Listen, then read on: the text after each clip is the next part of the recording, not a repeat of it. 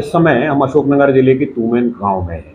तूमेन गांव में विंध्यवासिनी का मंदिर जो है, माता का ये मंदिर बहुत प्रसिद्ध है और प्राचीन भी है। महाभारत कालीन समय से इसके कई सारे प्रमाण मिलते हैं। इस गांव में एक बड़ी संस्कृति है, खुदाई के दौरान भी कई सारी चीज़ें मिलती हैं। ये मंदिर अपने आप में एक बहुत अजूबा भी है और उससे जुड़ी कई कहानियाँ भी हैं। मंदिर के महंत और पुजारी हमारे बीच में हैं। पंडित जी, आपका बहुत बहुत स्वागत है इंडिया न्यूज़ से जुड़ने के लिए। तो विंध्यवासिनी मंदिर की प्राचीनता को लेकर क्या कथाएं हैं? सभी दर्शकों के लिए नवरात्रि की हार्दिक शुभकामनाएं और आपके चैनल के माध्यम से जो भी भक्त माँ विंध्यवासिनी के दर्शन कर रहे हैं, तो माँ भगवती विंध्यवासिनी की सभी के जीवन में प्रकाश और उजाला करे। जय माँ भगवती, जय माँ विंध्यवासिनी की। अब आपसे ये यहाँ की महिमा के जो आपको पूर्व से यहाँ बता रहे हैं। द्वापर कालीन के समय से लगभग 5,500 वर्ष के समय भगवान कृष्ण यहाँ स्वयं आए। जी। यहाँ की कथा आई है, स्कंद पुराण में भी लिखा आता है। और महाभारत कालीन में आपने देखा कि भगवान पांडवों के साथ में रहे, पर आपको बलराम भैया नहीं दिखाई दिए। इसका भी एक प्रमाण है, क्योंकि बलराम जी ने दुर्योधन को गधा सिखाई थी। जब युद्ध हुआ तो उसमें सिर्फ आपको पांडवों का साथ देने वाले भगवान कृष्ण ही दिखाई दिए, पर बलराम जी क्यों नहीं दिखाए?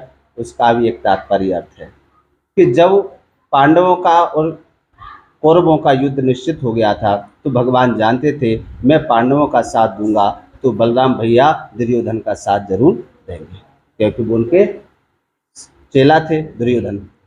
तो क्या करें कि बलराम भैया को कैसे हम अपने आप से दूर करें? तो उन्होंने कहा कि भैया मेरी इच्छा है कि आप एक बार ताम्रपर्णी तूमेन नगरी जरूर जाइए। तो बलराम जी कहने लगे वहाँ क्या है कि माँ के एक बार आप दर्शन करके तो आइए, मेरी आत्मा मेरा दिल। जिस समय युद्ध की वो रूपरेखा चल रही थी तब उस समय की बात बलराम याद है जी। तब उन्होंने कहा कि ठीक है मैं जाऊँगा। तो सुबह ही प्रातः उठे और उन्होंने जाकर के भगवान कृष्ण के बात को मान करके वो सीधा विंध्यवासिनी के माँ यहाँ ताम्रपर्णी के लिए। अच्छा, एक राजा मूरत ध्वज और तुंगध्वज की कहानी भी है जिसमें स्वयं भगवान परीक्षा लेने आए थे जी। तो वो भी इसी नगरी से यहीं से है। ये वो अभिमान जब अर्जुन को हुआ था, तब वो अभिमान अर्जुन को दूर करने के लिए भगवान कृष्ण ने वो यह लीला यहाँ बताई है। तो मैं इसके लिए यहाँ बता रहा हूँ बलराम जी का। अभी तक यहाँ किसी भक्त लोगों को जानकारी नहीं है। जो बलराम जी का दर्शन वहाँ बलदाव जी में करते हैं, वही दर्शन आपको यहाँ प्रत्यक्ष माँ विंध्यवासिनी के दरबार का जो दूसरा गेट है, हाँ वही रूप आपको दर्शन मिलेगा। तो उसका प्रमाण यह था कि 2 महीने तक बलराम जी यहीं माँ के दर्शन करके भूतेश्वर घाट, वहाँ जो घाट है वहाँ उन्होंने स्नान करके वो वहाँ जब समाधि लग गई तो उनकी 58 दिन यानी कि 2 महीने तक उनकी समाधि लगी। तब तक पूरा महाभारत हो चुका था। ये माँ की महिमा है और लीला भी थी, क्योंकि भगवान चाहते थे। इस कस्बे को लेकर कई सारी पौराणिक कहानियां हैं। विक्रमादित्य का भी नाम यहाँ से जोड़ा जाता है। जी जी। तो उनका जन्म इसी इलाके में। जी जी। ये जन्म नहीं है, ये राजा की नगरी है साहब। जैसे कि आपने देखा चंदेरी है, ये शिषपाल की नगरी है। तो शिषपाल वहाँ राजा हुए, तो शिषपाल चेरी नरेश, जहाँ भगवती माँ कौन है? आपकी जागेश्वरी मैया है। तो यहाँ ये विंध्यवासिनी ये केंद्र बिंदु है। इससे 12 कोस की दूरी पे 4 देवियों का निवास है चारों दिशाओं में।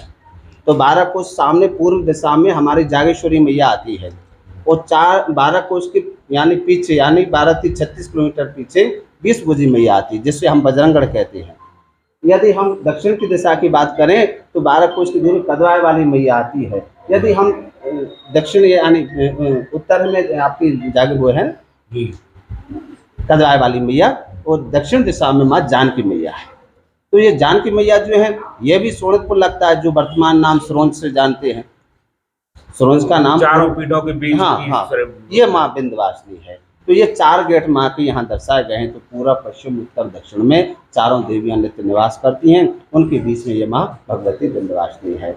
तो विंध्यवासिनी की जो पौराणिक कथा है वो स्कंद पुराण से लेकर के यहाँ के जो राजा हुए मूरत ध्वज, ताम्रध्वज, तुंगध्वज, वो तुंगध्वज की जो कथा आती है वो सत्यनारायण के 5वें अध्याय में आती है। यहाँ से 3 किलोमीटर दूरी पर लगभग अमाई का तालाब है, 4 किलोमीटर।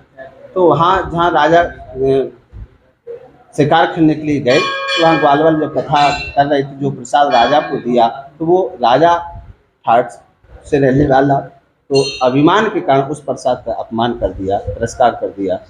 तो जब उस समय ये नगरी उलट पुलट हुई है। इसके अलावा ये जो माता है विंध्यवासिनी, वो कुल देवी के रूप में भी पूजी जाती है, तो कहाँ तक इनकी प्रसिद्धि है, कहाँ से लोग और आते हैं? यहाँ से करौली से चल करके हमारे जादव समाज, जो बागड़ी समाज है, यहाँ भैंसरबाज पे परिया, टोकरी, जामनेर, मलिया, खीरी, मोतीपुर, डोंगर, पुलस, खेरखेरो, नरखेरो, तोलई, वृंदावन, सुरियाई, लाला टोरो, तराइया, शिवरामपुर, भगवंतपुर, मन, परवरिया, डावरा, ये 60-70 गांव हैं।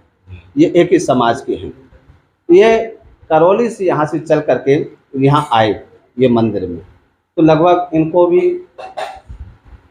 500 वर्ष से पहले की बात बता रहे, और इनके जो पूर्वज है वो बताई है उन्होंने। तो यहाँ की जो प्रत्यक्ष घटना हुई है, तो एक रात का उनका इसी मंदिर में बसेरा रहा।